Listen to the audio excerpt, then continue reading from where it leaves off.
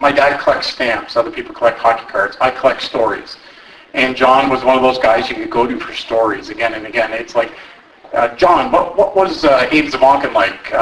What was Angelo Mosca like when he was starting out? And then you talk to Mosca, and he goes, you know what I remember about Reggie Love? He always stole my smokes. He never bought his own. It's those kind of stories that keep these guys alive, and that's part of my job as a writer. And there's been a lot of wrestlers here. Johnny Powers is here, who I haven't seen in a long time. Great guy. Bruce Swayze was one of the other Love brothers. The thing about John in the ring was he was 13 years older than his partner his partner Wes Hutchins. So he did not take all the bumps. So it was Wes doing all the bumps. And so when Wes got too beat up, they brought in young Bruce Swayze to take some of the bumps.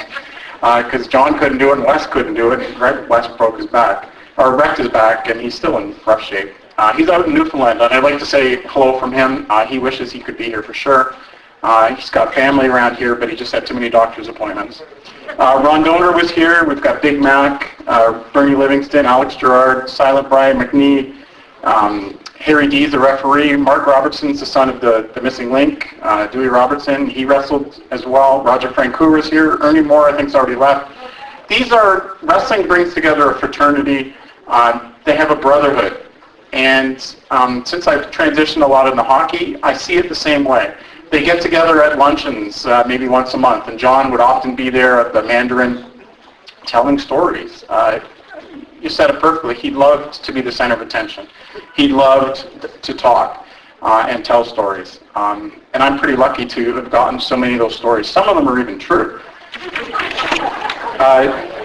Over the course of my years, the Love Brothers are in my second book I did on tag teams. He's in the first book I did on the Greatest Canadians. He told lots of stories over the years. But when I write on Slam Wrestling, you get the immediate feedback from people. And I'd like to share a couple of emails I got from regular folks. One is a fan. His name is Richard Ethethier. My favorite story takes me back to when I was 9 years old. He says he's 64 now. At the Garden City Arena in St. Catharines, he was in the second row, and he was bugging Hartford and Reginald Love and telling them, doing what fans do. I had an ice cream bar and got John's attention. He called for it, and I tossed it up to him. As Hartford was getting pummeled and reached out for a tag, Reggie turned away from him so he could finish the ice cream. Once done, he tagged in and used the wrapper to scratch the opponent in the eyes. People were booing, and of course I was laughing. But this is the kicker part. We always stood outside the exit afterwards, and the Love Brothers were coming out to massive boos. Reggie sees me standing there and comes over and tosses me a quarter and smiles and runs to the escape car with Hartford to get away before the fans could get them. So he remembered to give that kid a quarter for stealing his ice cream to beat up his opponent.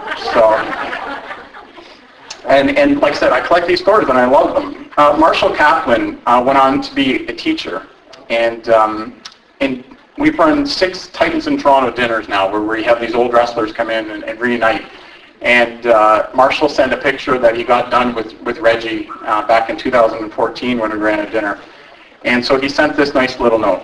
I was saddened by the passing of Reggie Love. Johnny Evans was truly one of our beloved and unique characters. He was a real dude, brimming with confidence.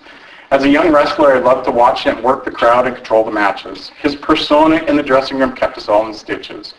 I first met John in the 1960s, and he had a used furniture store on Ottawa Street in Hamilton, just down from my dad's coffee bar. I was still in high school at the time and flipped out every time he came into the store for coffee. I remember working with the Love Brothers in the early 70s in Albany, New York. I had wrestled in a prelim, which is an early match. And since we were short one guy, I changed my trunks and put on a mask and became Mr. X for the tag team finale. Unfortunately, the mask was too loose, and Reggie kept flipping it around my head.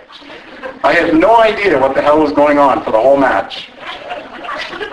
I drove back to Toronto and found it really tough to keep a straight face while trying to teach a wild class of grade 10 students. The final one is the way these connections work. So you mentioned John Biner and Bizarre, and I was the perfect age to be enjoying Bizarre growing up. I was disappointed later to learn that the Canadian standards were that all the girls had their tops on, but at the US version they didn't have their tops on. So I can see why John might maybe enjoy going on those shows.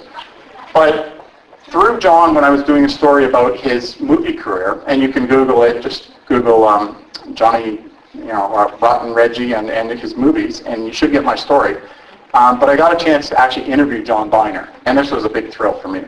So I just like to close with the little bit that John told me about Reggie, because I think it speaks perfectly what I remember about him, how much fun he was, and how he really liked to laugh.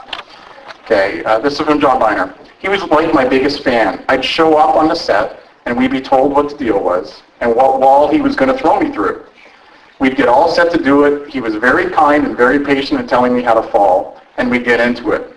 I'd get into this character, the world's oldest stuntman, and he couldn't stop laughing. His entire body would tremble, which would make me feel so good for the lift. He'd lift me over his head and throw me into the wall, and I could feel his whole body shaking from laughter. It was always a great experience working with him. I always looked forward to working with him. He always had a big smile on his face, and he was always eager to please and eager to do it right. No matter how many times I messed up, he was right there to say, okay, let's do it again. He was a neat guy to work with. He was a neat guy to know. I knew him through wrestling, got to know him a little bit through the other ways, and I cherish hearing some of these stories today. God bless you, John. We miss you, buddy.